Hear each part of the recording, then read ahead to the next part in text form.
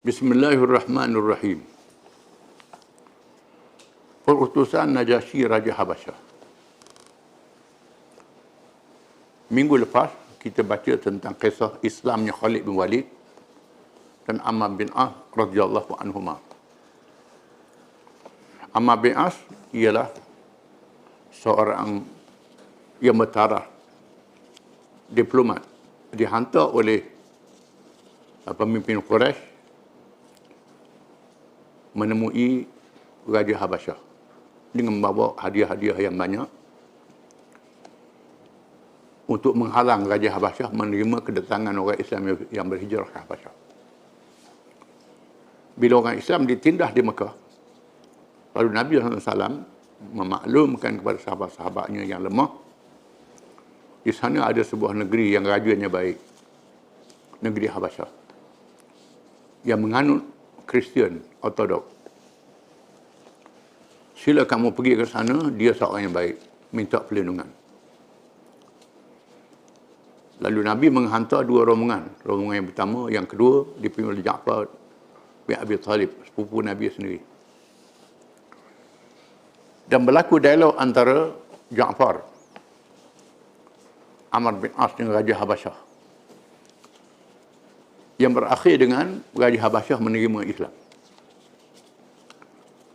Diriwayatkan bahawa Raja Habasyah ini juga menerima surat dari Nabi SAW.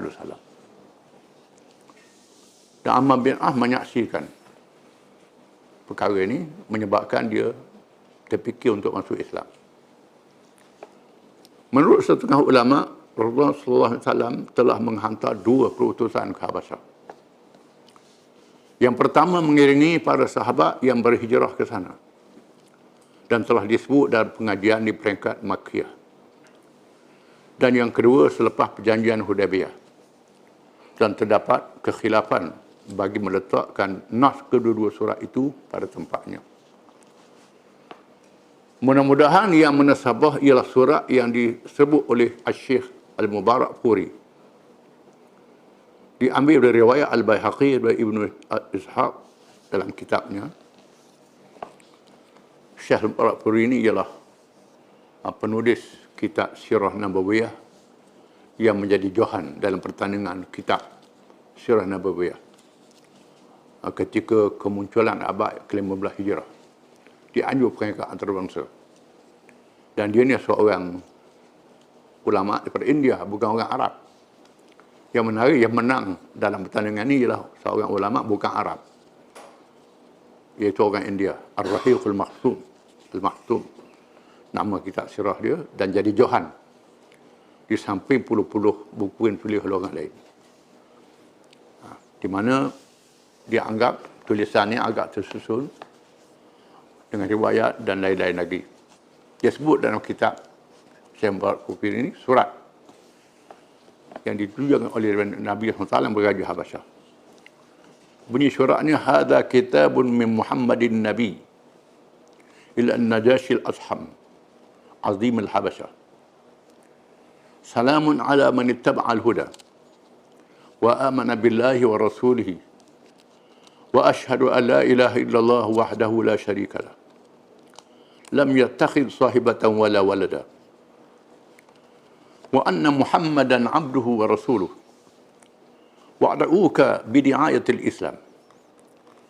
Fa inni ana rasuluhu fa aslim taslam. Ya ahlal kitab, ta'alau ila kalimatin sawa'in bainana wa bainakum alla na'budu illa Allah wa la nusyrika bihi syai'a wa la yattakhidha ba'duna ba'dan arbaban min dunillah. Fa in tawallaw faqulu ashhadu bi anna muslimun. Fa in abaita fa in alayka isman nasara min qaumik. Itu tulisan yang ditulis dalam surat itu. Mengikut satu riwayat yang lain, bila surat ditulis, sebenarnya Nabi mengarahkan dihantar surat pada raja-raja. Bila surat ditulis, seorang sahabat mengatakan, wahai Rasulullah, raja-raja ni dia tak terima surat kalau tak ada khatam. tak ada chalk, rubber stamp, chalk. Sekarang ni letterhead lah. Itu urusan pentadbiran di masa itu, yang diamal oleh masyarakat antarabangsa. Nabi kata buat, lalu dibuat khatam. Dibuat chalk, ditulis Muhammad Rasulullah. Allah di atas, Rasul Muhammad. Penyusunannya Muhammad Rasulullah dibaca berbawah ke atas. Khatam itu. Dibuat khatam. Itu termasuk perkara yang bukan Islam, yang diiktiraf oleh orang Islam. Makna surat itu ialah, inilah surat dari Muhammad yang menjadi Nabi kepada Najasyi, pemerintah negeri Habasyah. Selamat sejahtera kepada sesiapa yang mengikut petunjuk dan beriman kepada Allah dan Rasulnya. Dan aku mengaku dan percaya bahawa tiada Tuhan yang disembah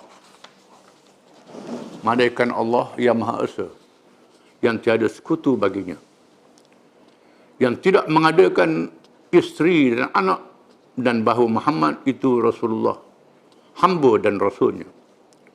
Dan aku mengajakmu kepada ajakan Islam. Maka sesungguhnya aku adalah Rasulullah. Maka Islamlah nescaya kamu selamat.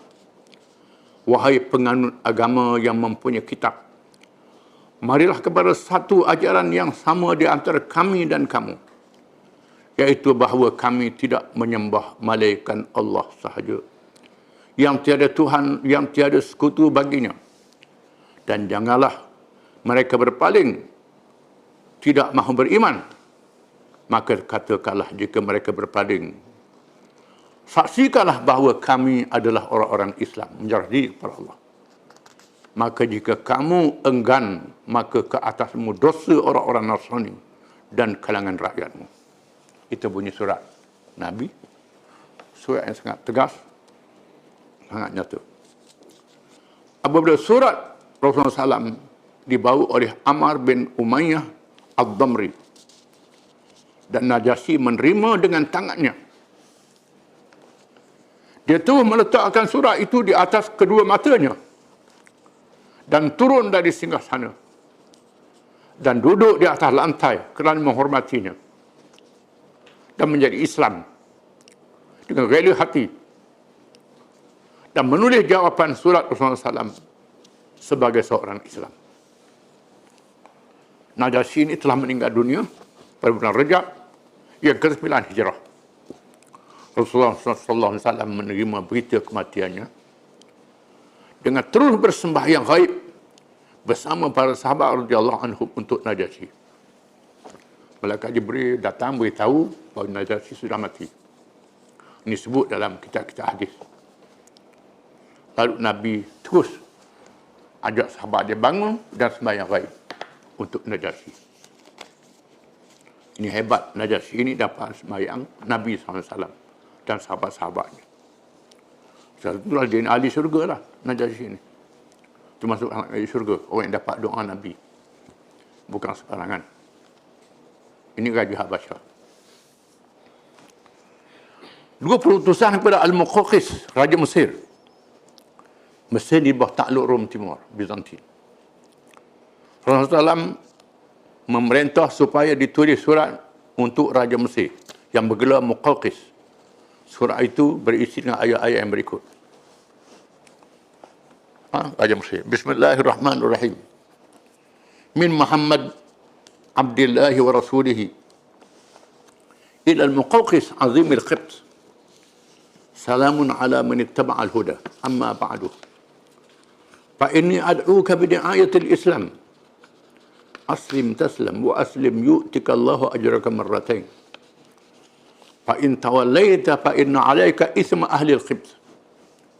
Ya ahli al-kitab, ta'alu ila kalimatin sawa'in bainana wa bainakum alla na'budu illa Allah wa la nusyrika bihi syai'an wa la yattakhidha ba'duna ba'dan arbaban min dunillah. Fa in tawallaw faqulu ashhadu bi anna muslimun. Itu bunyi surat. Mesir ni menganut ajaran ortodok Koptik. Lain dengan ortodok yang ada di Greek, yang ada di Syam. Lain. Dia ortodok yang tersendiri. Ortodok ni berpecah pada beberapa mazhab. Dan Mesir ditakluk oleh Ortodok Syam, Ortodok Timur, Byzantine. Dijajah, anggap dia dijajah. Nabi tulis surat kepada Raja Mesir yang dijajah itu, dan dia juga Kristian. Ortodok, surat huruf ahli kitab. Macam Najasyi juga suratnya. Najasyi juga Ortodok lain. Najasyi juga Ortodok lain. Ortodok ni banyak pecahan dia. Nama surat itu, terjemahan surat itu ialah dengan nama Allah yang Maha Pemurah lagi Maha Penyayang, daripada Muhammad, hamba Allah dan Rasulnya, kepada Al-Muqawqis, pembesar yang memerintah memerintah orang-orang Qibti. Selamat sejahtera kepada sesiapa yang mengikut petunjuk. Adapun selepas itu, maka sesungguhnya aku mengajakmu kepada seruan Islam. Islamlah nescaya kamu selamat. Islamlah nescaya Allah mengurniakan kepadamu ganjaran dua kali ganda. Maka jika sekiranya kamu berpaling tidak menerima Islam, maka terbeban di atasmu juga dosa-dosa kaum Qibti. Wahai ahli kitab, marilah kepada satu kalimah yang sama sahaja di antara kami dan kamu, iaitu bahawa kita tidak boleh menyembah malaikat Allah sahaja, dan janganlah kita menyengutukan dengannya akan sesuatu yang lain. Dan janganlah mengambil oleh setengah kalangan daripada kita akan setengah yang lain sebagai Tuhan-Tuhan bukannya Allah. Maka jika sekiranya mereka berpaling tidak mengikut, maka katakanlah, saksikanlah kamu semua dengan bahawa sesungguhnya kami adalah orang-orang Islam. Rasulullah SAW memilih Hatib bin Abi Balta'ah radhiyallahu anhu sebagai pembawa surat ini. Apabila Hatib menemui Al-Muqawqis, dia terus berkata kepadanya, sesungguhnya sebelummu ada raja yang mengaku dirinya Tuhan yang Maha Tinggi. Lalu Allah menghukumnya dengan dibinasakannya untuk menjadi pengajaran yang menakutkan untuk amaran berkenaan hari akhirat dan bencana dunia. Itu ialah Fir'aun, Raja Mesir sendiri. Mungkin Hatib ni, ialah bukan mungkin lah, memang dia baca Al-Quran, kisah Fir'aun. Dan orang Mesir tahu cerita ni, Muqawqis Raja Mesir. Fir'aun menentang. Lalu dia menentang Allah, kemudian Allah menjatuhkan hukuman ke atasnya. Maka engkau iktibar daripada yang lain daripadamu, dan janganlah orang lain mengambil iktibar daripadamu yang menerima hukum Allah. Al-Muqawqis menjawab, patutnya kamu ambil iktibar daripada Fir'aun yang dibinasakan. Jangan engkau juga dibinasakan. Dia beri amaran kepada Muqawqis. Berani utusan Nabi ini. Hatib cakap pada raja begitu.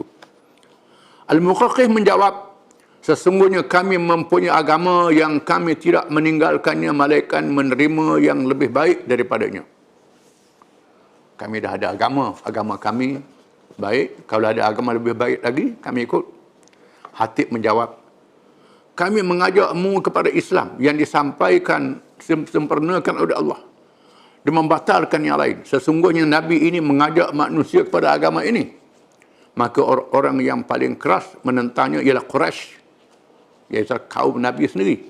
Yang paling bermusuh dengannya ialah orang-orang Yahudi, yang paling melawan Nabi, Yahudi dan Ahli Kitab. Yang paling akrab dengannya ialah orang-orang Nasrani, demi Tuhan yang umurku berada di dalam kekuasaannya. Tidak adalah berita yang disampaikan oleh Musa berkenaan Isa, melainkan berita yang disampaikan oleh Isa berkenaan Muhammad SAW. Dan tidak ada seruan kami mengajak kepada Al-Quran, melainkan seperti seruanmu kepada penganut ajaran Taurat supaya mengikut Injil. Maka setiap Nabi yang menemui kaumnya, maka mereka adalah umatnya. Maka adalah perkara yang benar menjadi kewajipan mereka mentaatinya. Maka engkau ialah di kalangan orang-orang yang dihubungi oleh Nabi ini.